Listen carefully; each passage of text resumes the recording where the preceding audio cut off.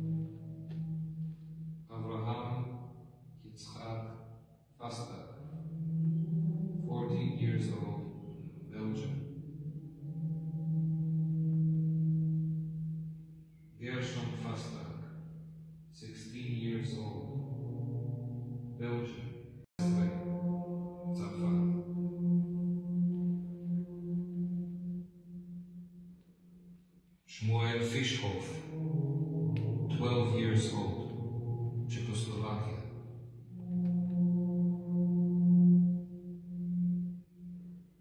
Chaim Laser, 14 years old, Romania.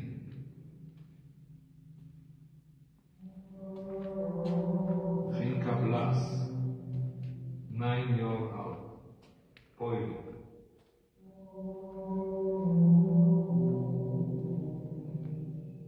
Bele Živ, בת 16, לטביה.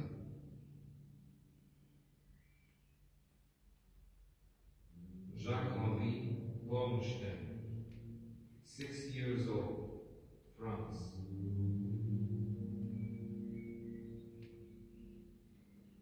Hadassah Rosen, 5 years old, Poland.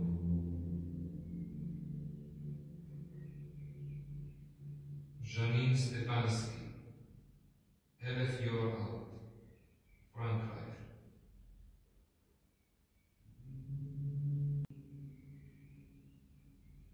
Zima Epstein, 11 years old, Russia. Ignace Spring, 12 years old, France.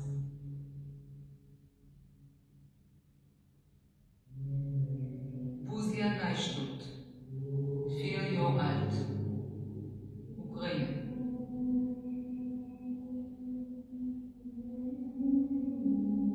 Lyuda Levenchik, 6 years old, Russia.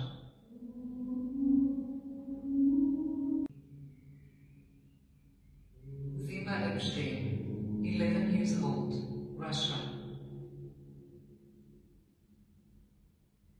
Ignace Spring, 12 years old, France.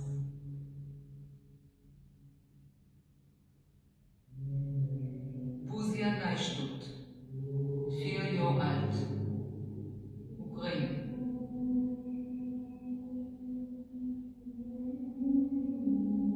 Lyuda Levenchik, 6 years old, Russia.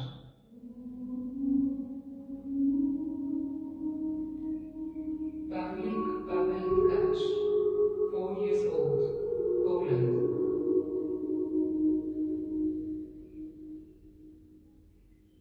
Grigory Sosis. Zima Epstein, 11 years old, Russia. Ignace Spring, 12 years old, France.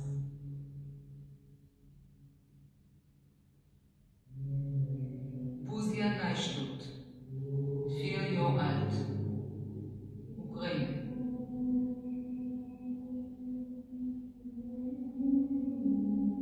Lyuda Levenchik, 6 years old, Russia.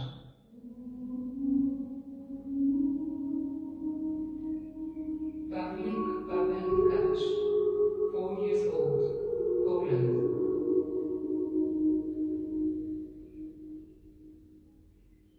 Grigory Sosis.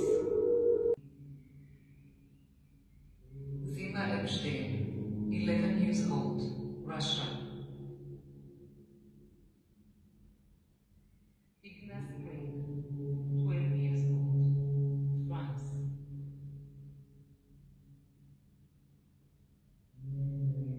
Buzia Neistut, 4-year-old, Ukraine.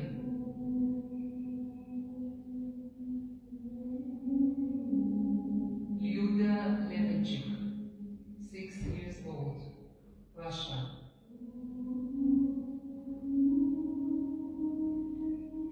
Pavlik Pavel Tkach, 4 years old, Poland.